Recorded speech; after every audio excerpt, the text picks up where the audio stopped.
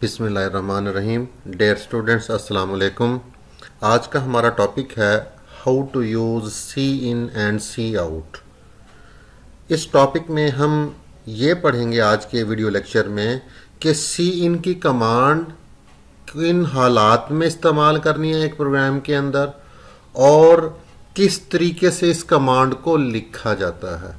सबसे बड़ा प्रॉब्लम ही यही होता है, स्टूडेंट्स को ये समझ नहीं आती कि किस वक्त प्रोग्राम के अंदर सी इन की कमांड को इस्तेमाल करना है और किस वक्त इसको इस्तेमाल नहीं करना। Input and C in. Input क्या होती है? Input anything entered into computer is called input. कोई भी चीज़ जो कंप्यूटर में एंटर की जाती है उसे इनपुट कहते हैं। अगर हम चूंकि पढ़ रहे हैं सी प्लस प्लस लैंग्वेज, जो सी प्लस प्लस लैंग्वेज का प्रोग्राम होगा उसमें जो वैल्यूज़ एंटर की जाएंगी, जो नंबर एंटर किए जाएंगे या जो कैरेक्टर वगैरह एंटर की जाएंगी, उसको हम इनपुट कहेंगे। Cin command is used for the input. Cin command जो है प्रोग्राम में इनपुट देने के लिए यानी वैल्यूज एंटर करने के लिए इस्तेमाल की जाती है। सी इन से क्या बनता है? सी से बनता है कंसोल, इनपुट स्ट्रीम। सी इन किस चीज का अब्रिविएशन है? Console input stream. कंसोल किसे कहते हैं? यहां लिखा हुआ है, देखें। कंसोल कीबोर्ड और मॉनिटर को कहते हैं, यानी इनपुट डिवाइस और आउटपुट डिवाइस। लेकिन इन तमाम इनपुट और आउटपुट डिवाइसेस में स्पेशली कीबोर्ड और मॉनिटर के हवाले से हम बात कर रहे हैं। इन दो डिवाइसेस को मिलाकर कहा जाता है कंसोल। और स्ट्रीम किसे कहते हैं? फ्लो ऑफ डाटा को कहते हैं। अब जब भी हम कोई चीज इनपुट दे रहे होते हैं तो कीबोर्ड से आप टाइप कर रहे होते हैं, वो कैरेक्टर, वो नंबर्स, वो इनपुट, वो अल्फाज कीबोर्ड से जब टाइप किए जाते हैं वो फ्लो करते हुए सर्किट्स में से वो मॉनिटर की स्क्रीन तक आते हैं, यानी सर्किट में से डाटा फ्लो कर रहा है। तो इसे हम कहते हैं स्ट्रीम, फ्लो ऑफ डाटा को। वैसे तो स्ट्रीम नदी को कहते हैं, पानी के बहाव को कहते हैं, यहां डाटा के फ्लो को कहा जा रहा है। अब सी इन के आगे इस तरह के दो सिंबल्स, अलामतें होती हैं, इनको एक्सट्रैक्शन ऑपरेटर या गेट फ्रॉम ऑपरेटर कहते हैं। सी इन क्या है? एक ऑब्जेक्ट है। सी इन क्या है? एक इनपुट स्टेटमेंट भी है। ऑब्जेक्ट हम पढ़ेंगे आगे जाकर, जब हम ऑब्जेक्ट ओरिएंटेड प्रोग्रामिंग पढ़ेंगे तो याद रखिएगा इतनी बात यहां पर। सी इन एक ऑब्जेक्ट भी है और सी इन एक इनपुट स्टेटमेंट भी है। सी इन किस लिए इस्तेमाल होती है? Use to get value from the user. Cin की कमांड इस्तेमाल होती है यूजर से वैल्यू को गेट करने के लिए, कोई नंबर को गेट करने, कोई कैरेक्टर को गेट करने के लिए। कब? During execution of program, program के चलने के दौरान। एंड फिर क्या करता है सी इन की कमांड? यूजर से वैल्यू लेकर store that value into variable, उस वैल्यू को वेरिएबल में स्टोर करती है। यानी सी इन की कमांड रन टाइम पर या प्रोग्राम के एग्जीक्यूशन के दौरान यूजर से एक वैल्यू गेट करती है और ये वैल्यू को गेट करने के बाद उस वैल्यू को एक वेरिएबल में स्टोर करा देती है। सिंटैक्स, सिंटैक्स कहते हैं लिखने का तरीका, यानी सी इन की कमांड को लिखते कैसे हैं। तो सी इन की कमांड सी इन लिखते हैं, इसके आगे ये निशान यानी एक्सट्रैक्शन ऑपरेटर्स डालते हैं, उसके आगे कोई वेरिएबल लिख देते हैं, जैसा कि मैंने यहां पर लिखकर दिखाया सी इन और आगे वेरिएबल का नाम। यहां पर ए जो है ये वेरिएबल का नाम है। सी इन की कमांड, अब ये सी इन की कमांड क्या करेगी? यूजर से रन टाइम पर एक वैल्यू लेगी और इस ए वेरिएबल में स्टोर कर देगी। सी इन की कमांड को ऐसे भी लिखा जा सकता है, सी इन आगे एक्सट्रैक्शन ऑपरेटर, ए वेरिएबल, फिर एक्सट्रैक्शन ऑपरेटर, बी वेरिएबल, फिर एक्सट्रैक्शन ऑपरेटर, फिर सी वेरिएबल। अब यहां पर सी इन की कमांड क्या कर रही है? यूजर से एक वैल्यू लेगी तो ए वेरिएबल में स्टोर करेगी, फिर दूसरी वैल्यू रन टाइम पर लेगी तो बी वेरिएबल में स्टोर करेगी, फिर तीसरी वैल्यू रन टाइम पर लेगी और सी वेरिएबल। यानी यहां पर ए बी सी ये वेरिएबल हैं और सी इन की command one by one a variable को भी रन टाइम पर वैल्यू लेकर गेट, यूजर से गेट करके स्टोर करेगी, फिर एक और वैल्यू लेकर यूजर से बी वेरिएबल में स्टोर करेगी, फिर एक और वैल्यू लेकर इस सी वेरिएबल में स्टोर करेगी। अब सी इन की कमांड कब इस्तेमाल करते हैं, सबसे अहम बात समझना, यही बात समझना जो है वो स्टूडेंट्स के लिए सबसे अहम है। जैसा कि मैंने एक प्रोग्राम लिखा हुआ है कि write a C plus plus program that display the sum of 20 and 50। C plus plus का एक प्रोग्राम लिखे जो डिस्प्ले करे, जाहिर करे किसको जी, सम, मजमूए को, किसके, 20 एंड 50। तो मैंने आपको ये प्रोग्राम पहले भी समझाया था। अगर आपने मेरे प्रीवियस लेक्चर्स नहीं सुने तो उनको तरतीब के साथ प्रीवियस लेक्चर्स को सुने, ताकि आपको सही तरीके से इन प्रोग्राम्स की समझ आ सके, आप इन्हें अंडरस्टैंड कर सकें। ये बहुत ही ज़रूरी है कि इसको कंटिन्यूअस तरतीब के साथ आप प्रीवियस लेक्चर्स को सुने, ताकि आपको ये अगले प्रोग्राम्स की समझ आएगी। अगर आप ये वो नहीं सुनेंगे और उसकी कंप्यूटर पर प्रैक्टिस नहीं करेंगे तो ये फिर आपको ज़रा मुश्किल से समझ आएगी। ये प्रोग्राम को हल किया हुआ यहाँ पर इंट इंटीजर डाटा। सबसे पहला स्टेप क्या होता है, वेरिएबल डिक्लेयर करें, A B C variable. Int जो है डाटा टाइप, ए की वैल्यू 20 है, बी की वैल्यू 50 है, सी की वैल्यू ए plus B, C out C. सी आउट से क्या होगा, सी की वैल्यू प्रिंट हो जाएगी। अब इस प्रोग्राम में आ जाते हैं दूसरे प्रोग्राम में। यहाँ पर write a C plus plus program that input या enter 2 number and display there sum. इन दो प्रोग्राम्स में डिफरेंस बताएं क्या है। देखें, इस ये भी क्या है, 2 नंबर्स को जमा करने का प्रोग्राम है, और ये भी क्या है, 2 नंबर्स को जमा करने का प्रोग्राम है, उनको ऐड करना है इस प्रोग्राम में भी और दूसरे वाले प्रोग्राम में, इस प्रोग्राम में भी।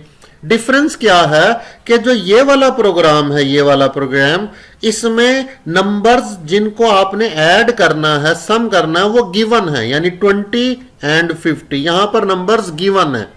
और जब यहां पर क्या है, ये भी 2 नंबर्स को ऐड करने का प्रोग्राम है, यहां पर आपके पास नंबर्स गिवन नहीं है। Write a C plus plus program that input, वो कह रहा है आपको इनपुट करें या एंटर करें क्या, 2 नंबर, 2 नंबर्स को, और फिर उनका सम डिस्प्ले करें। तो यहां पर भी 2 नंबर्स को जमा करने का कहा जा रहा है, लेकिन वो नंबर्स यहां पर सवाल में गिवन नहीं है। तो डियर स्टूडेंट्स, आपने बस ये बात जहन में रखनी है कि जब भी नंबर्स क्वेश्चन में सवाल में गिवन ना हो, एक निशानी, और दूसरी निशानी यह याद रखनी है कि जब इनपुट या एंटर के अल्फाज हों तो तब आपने सी इन की कमांड को यूज करना है प्रोग्राम में। दोबारा सुन लें कि जब आपको सवाल में जब ये नंबर्स गिवन ना हो, जैसे यहां पर 20 और 50 ये नंबर्स गिवन हैं, यहां पर इस प्रोग्राम में ये कहा जा रहा है इनपुट या एंटर 2 नंबर। यहां पर वो नंबर बता ही नहीं गए कि कौन से 2 नंबर एंटर करने हैं, नंबर कोई भी हो सकते हैं वो। तो जब नंबर्स क्वेश्चन में गिवन ना हो और आपको यह कहा जाए इनपुट करें या एंटर करें, उस वक्त सी इन की कमांड को इस्तेमाल करना है। तो देखें, इस दोनों प्रोग्राम को अगर आप मैच करें, पहली लाइन से मिलती है, दूसरी लाइन से मिलती है, तीसरी लाइन से, चौथी लाइन से, पांचवी लाइन से, ये एक जैसे प्रोग्राम है।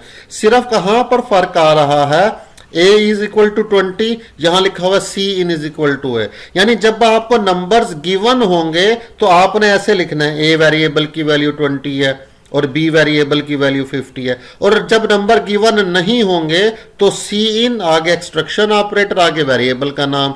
अब इसने कहा है 2 नंबर्स को एंटर करें, तो हमने भी C इन को 2 मरतबा लिख दिया।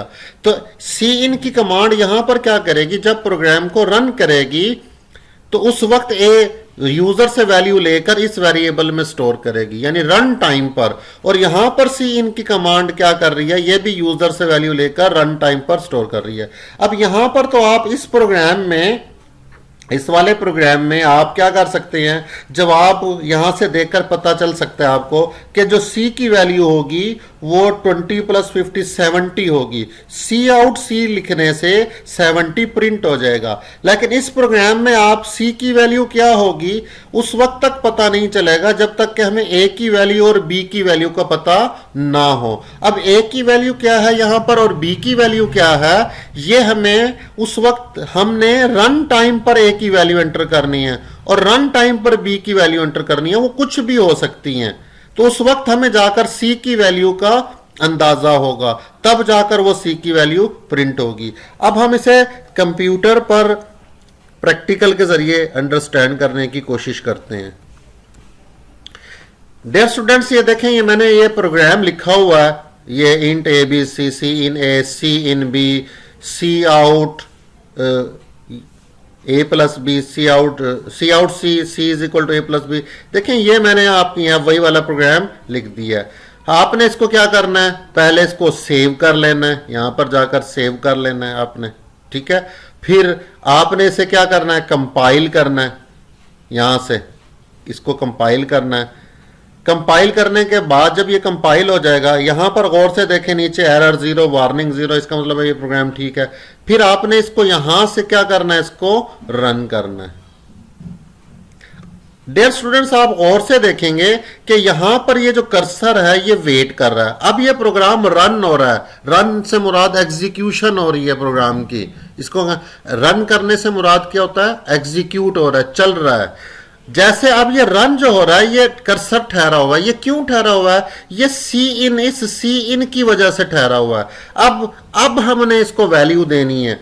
लेट्स से मैं वैल्यू दे देता हूं 40 लिखकर जैसे ही मैं यहां से एंटर करूंगा 40 लिखकर, ये सीधा 40 कहां जाएगा, सी इन कमांड में जाएगा। सी इन कमांड किसको दे देगी, ए वेरिएबल को। तो सी इन कमांड क्या कर रही है, यूजर से वैल्यू गेट करके वेरिएबल में स्टोर करा रही है। अब फिर ये कर्सर दोबारा ठहरा हुआ है, इसका मतलब यह है कि ये एक और वैल्यू गेट करना चाहता है। मैं वैल्यू दे देता हूं 90 लिखकर आपने कीबोर्ड से एंटर का बटन दबाना है। मैंने एंटर किया जैसे ही, ये 90 किस में गया, इस दूसरे वाले सी इन में चला गया। और सी इन ने किसको दे दिया, इस बी वेरिएबल को दे दिया। तो ए वेरिएबल को भी वैल्यू कब दी, प्रोग्राम को रन करते वक्त, एग्जीक्यूशन के दौरान दी। और बी वेरिएबल को भी वैल्यू कब दी, एग्जीक्यूशन के दौरान। अब सी वेरिएबल की वैल्यू क्या हो जाएगी, 90 प्लस 30 40 130 हो गया। सी आउट सी से क्या होगा, ये देखें, ये यहां पर प्रिंट हुआ आ गया, ये 130 हो गया। तो हमने क्या किया, ये एक प्रोग्राम को रन करके देखा। मैं दोबारा से इसको रन करके दिखा देता हूं। ये दोबारा रन किया।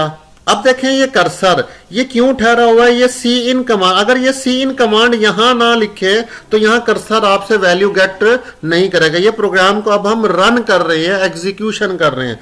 लेट्स से मैंने अब वैल्यू लिख दी है 35 लिखकर एंटर किया, वो किस में गया, सीन में। सीन किसको देगा, ए को। मैंने एक और वैल्यू एंटर कर दी 67 लिखकर एंटर की यहां पर, और ये किस में चली जाएगी, सीन में। सीन किसको देगा, बी को। सी की वैल्यू क्या हो जाएगी, 35 प्लस 67।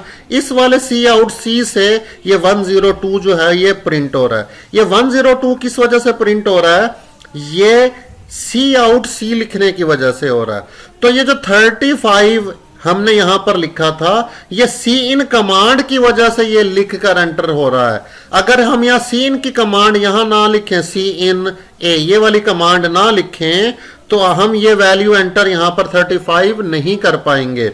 इसी तरह अगर ये वाली कमांड सी इन बी भी ना लिखें तो हम ये वाली वैल्यू 67 एंटर नहीं कर पाएंगे। तो सी इन कमांड क्या करती है, यूजर से रन टाइम पर वैल्यू गेट करती है और गेट करके वेरिएबल को दे देती है। इसी तरह ये हमने सीख लिया कि सी इन की कमांड क्या करती है। अब आ जाता है सी आउट। सी आउट किस लिए इस्तेमाल होती है, आउटपुट को जाहिर करने के लिए स्क्रीन पर। Information obtained from computer after processing, ऐसी इंफॉर्मेशन जो ऑब्टेन की जाए प्रोसेसिंग के बाद इज कॉल्ड आउटपुट, उसको आउटपुट कहते हैं। Cout is an output statement and object. Cout जो है ये आउटपुट स्टेटमेंट भी है और ऑब्जेक्ट भी है। सी आउट से क्या बनता है, कंसोल आउटपुट स्ट्रीम। सी आउट से सी से बनता है कंसोल और आउट से बनता है आउटपुट स्ट्रीम। कंसोल किसे कहते हैं, जैसे मैंने अभी बताया, कंसोल कीबोर्ड और मॉनिटर को, यानी इनपुट डिवाइस और output device. Keyboard input device है और मॉनिटर आउटपुट। और स्ट्रीम किसे कहते हैं, फ्लो ऑफ डाटा को कहते हैं।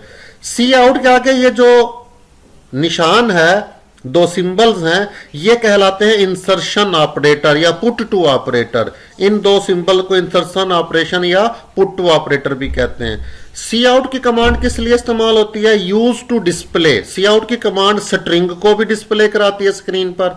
सी आउट की कमांड वेरिएबल की वैल्यू को भी प्रिंट करवाती है। सी आउट की कमांड एक्सप्रेशन की वैल्यू को भी प्रिंट करवाती है। इसका काम है प्रिंट करवाना, लेकिन किस किस चीज को? स्ट्रिंग को प्रिंट करवाना स्क्रीन पर, वेरिएबल की वैल्यू को प्रिंट कराना, एक्सप्रेशन की वैल्यू को प्रिंट कराना, और ऐसी वैल्यू जो फंक्शन रिटर्न करे उसे भी सी आउट की कमांड प्रिंट कराती है। अब सी आउट को मुख्तलिफ तरीकों से लिख सकते हैं। सिंटैक्स कहते हैं लिखने का तरीका, किसको? इस सी आउट की कमांड को लिखने का तरीका। फर्ज करें आपके पास एक वेरिएबल है इंटीजर टाइप का जिसकी वैल्यू 10 है।